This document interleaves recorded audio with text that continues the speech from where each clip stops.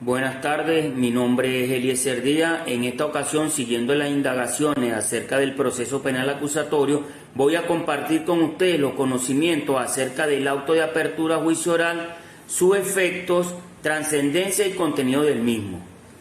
Para comenzar, el auto de apertura a juicio oral es aquel que presenta a través de la decisión por el cual el juez admite la acusación presentada y formulada por el fiscal.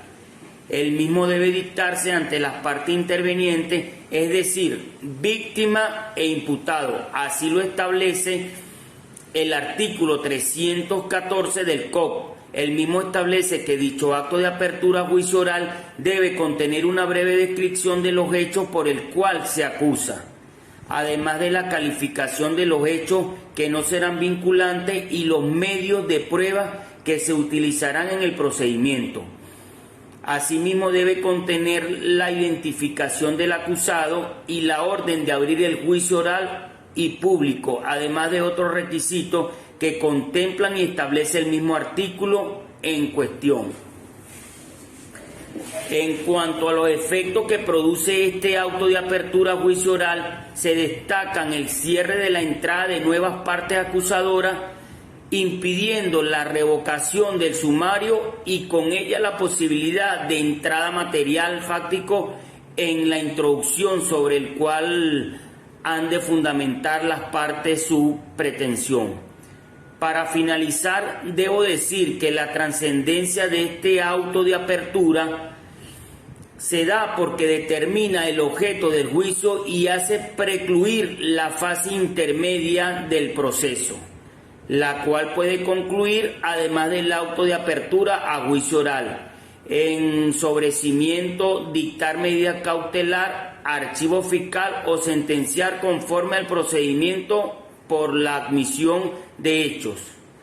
Sin más que agregar, me despido de usted. Gracias por su atención. Mi nombre es Michelle H. y continuando con el ciclo de exposición les voy a hablar sobre los principios rectores del juicio oral. Tales principios específicos del juicio oral son la oralidad, la publicidad, la igualdad entre las partes, la concentración, la inmediación y la contradicción. La oralidad es el principio que está previsto en el artículo 14 del Código Orgánico Procesal Penal. Este artículo establece que el juicio será oral y solo se apreciarán las pruebas incorporadas en la audiencia, conforme a las disposiciones de este código. Este principio también es acogido por el artículo 338. Principio de publicidad. Este está previsto en el artículo 15 del Código Orgánico Procesal Penal y este establece que el juicio oral tendrá lugar en forma pública.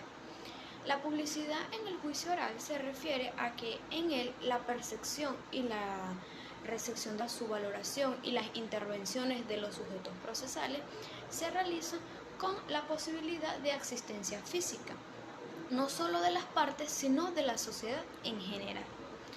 Principio de defensa e igualdad entre las partes.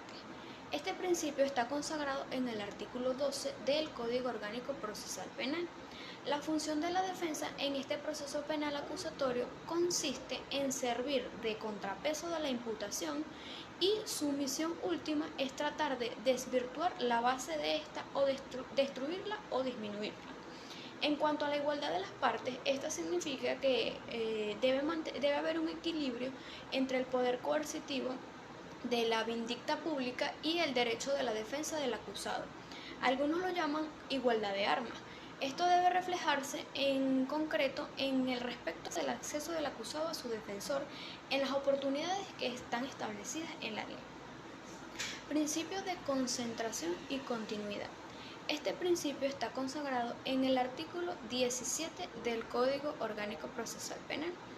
También está previsto en el artículo 335. El principio de concentración en la fase del juicio oral y público se caracteriza porque durante su realización se condensan en un solo acto los alegatos iniciales de las partes, la práctica o la evacuación de las pruebas y los informes conclusivos de los intervinientes, lo cual esto contribuye a la celeridad procesal. Principio de inmediación. Este principio está previsto en el artículo 16. El principio de inmediación es uno de los pilares esenciales de los procesos basados en la oralidad, ya que ambas categorías están íntimamente ligadas en el juicio oral y se presuponen recíprocamente. El principio de inmediación implica que los jueces deben escuchar los argumentos de las partes y presentar la práctica de la prueba. Principio de contradicción. El principio de contradicción supone que los actos procesales se realizan con intervención de todas las partes acreditadas en el proceso, las cuales pueden hacer alegaciones, oposiciones o pedimientos en relación con las diligencias de que se trate o sobre los alegatos o pedimentos de la contraparte. Las características del juicio oral.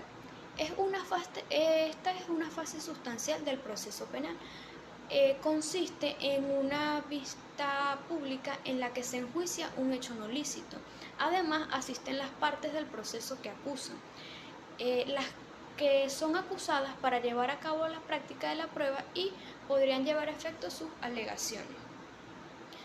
Ahora bien, por otro lado, en cuanto a la preparación del debate, podemos decir que esta preparación comprende los actos iniciales que lo sustentan, tales como la integración del tribunal, la convocatoria, la fecha de la audiencia pública, el nombramiento de los jueces y la citación de los obligados a comparecer. Estos actos constituyen el primer proceso para darle inicio al debate, afinando todos los detalles para poder tener éxito en el mismo y evitar así cualquier causal de nulidad o de retardo en la celebración. Esto ha sido todo. Gracias. Actos preliminares del debate. Es la fase del juicio donde se concretan en su mayor esplendor los principios del procedimiento que rigen el sistema procesal desarrollado en nuestro Código Orgánico Procesal Penal. En atención al principio de oralidad, todos los actos del debate deben efectuarse de forma oral. La presentación del debate. En este periodo tiene lugar como aspecto fundamental la integración del tribunal. En esta oportunidad, donde en función del delito que se haya cometido y del que se vaya a tratar, se va a materializar el principio de participación ciudadana, porque es allí donde el tribunal tiene que intervenir desde el principio hasta el fin del proceso.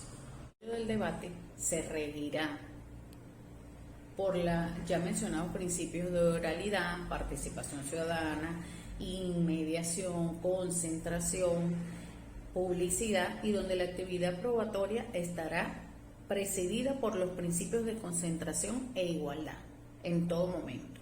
Una vez que está constituido el tribunal mixto, con todos los parámetros anteriormente mencionados, se va a fijar una fecha y una hora del juicio oral para darle continuidad al proceso. Y por supuesto, tener una sentencia a la mayor brevedad posible, cumpliendo cada uno de los pasos, siempre prevaleciendo la justicia y los principios anteriormente mencionados. Creación del tribunal. En este caso debemos distinguir si se trata de un tribunal unipersonal o de un tribunal mixto. Cuando se debe conocer la causa de un tribunal unipersonal? Bueno, el delito no amerita de privativa de libertad. Número 2, el delito no excede en su límite máximo de 4 años de pena privativa de libertad. 3, se trata de la aplicación de un procedimiento abreviado, es decir, delitos menores o de procedimientos de calificación de flagrancia. De ser convocados, y en el día señalado se realizará la audiencia en la cual se resolverán sobre las inhibiciones, recusaciones y excusa, y se constituirá definitivamente el tribunal mixto. Es allí la diferencia entre un tribunal unipersonal y un tribunal mixto, por el tipo de delito que se vaya a tratar, por la pena que se les vaya a dictar dependiendo del delito, y es allí donde nosotros como tribunal definimos cuál es el tipo que se le va a dar y cómo se va a intervenir en el caso. ¿Cuándo debe constituirse un tribunal mixto? Cuando se trate de delito cuya pena sea mayor de 4 años en su límite máximo. En este caso, el juez presidente elegirá por sorteo, en sesión pública previa a la notificación de las partes, 16 nombres de la lista que se refiere al artículo 155 de nuestro Código Orgánico Procesal Penal. Es decir, una lista elaborada con electores hábiles inscritos en el CNE o Registro Nacional Electoral, de los cuales los dos primeros en su orden serán los jueces escabinos, como ya conocemos el proceso, titulares, y los restantes serán los suplentes con el mismo orden en el que fueron escogidos. Eso para citar el artículo 163 de nuestro Código Orgánico Procesal Penal. Mi nombre es Yorgelis Rodríguez y yo le vengo a hablar sobre el auto de apertura a juicio oral. La excusa es la atención de los jueces de tener conocimiento en un proceso cuando en ellos concurran algunas de las circunstancias legales que hacen dudosa su imparcialidad, dentro de las cuales podemos mencionar que el juez sea pariente, compadre, amigo o enemigo, deudor o acreedor de alguna de las partes. La recusación e inhibiciones, de acuerdo al artículo 85 del Código Orgánico Procesal Penal, pueden recusar el Ministerio Público, el imputado o su defensor y la víctima. También podemos mencionar los causales de inhibición y recusación.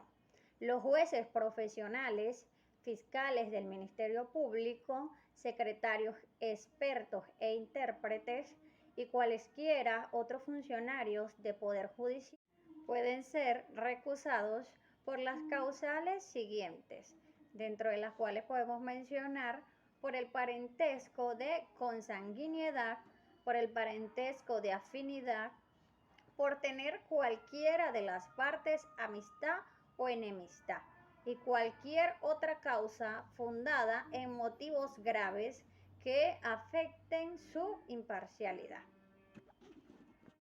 Mi nombre es Maricruz Rosales y yo le voy a hablar sobre la convocatoria. Según el artículo del Código Orgánico Procesal Penal, en su artículo 342 dice que el juez señalará la fecha para la celebración de la audiencia pública y debe tener lugar no antes de los 15 días ni después de los 30 días. Este también debe indicar todos los nombres de los jueces y el acusado debe ser citado, por lo menos con 10 días de anticipación. También tenemos lo que es la prueba complementaria.